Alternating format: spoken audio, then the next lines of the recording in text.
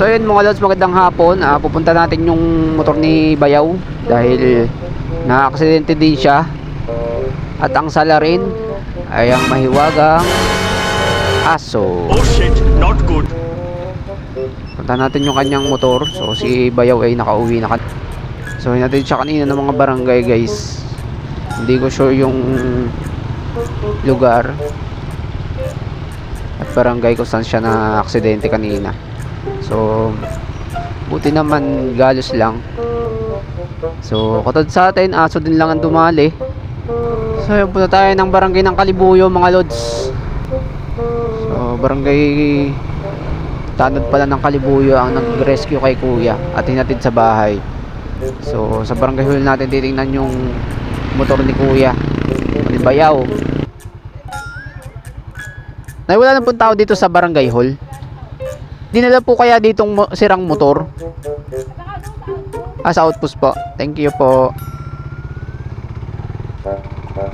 So, ito pala yung barangay hall ng Kalibuyo mga lods yan, no? Tansa. So ito natin dito sa may outpost kasi sarado na pala yung barangay nila.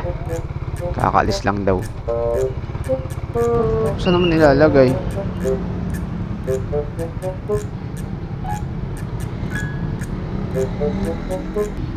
Nilalagay lang po. Kaya kayo po ba yung presko kanina dito sa Pinapit? Oo. Ando sa may kwarta doon? Kwarta na kanapon. Yung kasama natin mga idol. Kasamahan niya daw tayo para tingnan yung motor.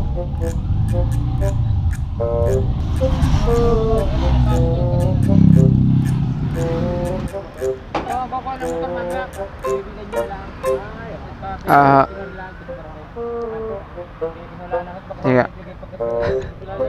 Oo, Bayaw ho ako. Salamat ho. Ayun. Salamat po. Ayan, si kuya pala yung nag-rescue kanina at naghatid.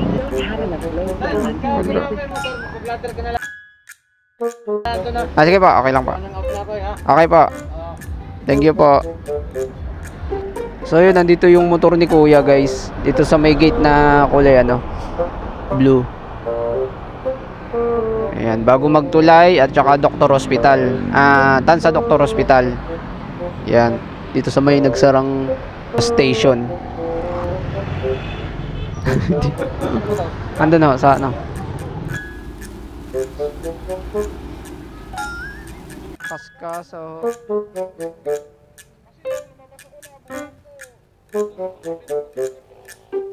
Hindi siya makabangon ho.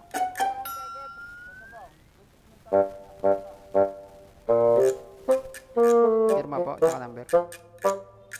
Ayan. Kaya salamat ho. Maraming salamat.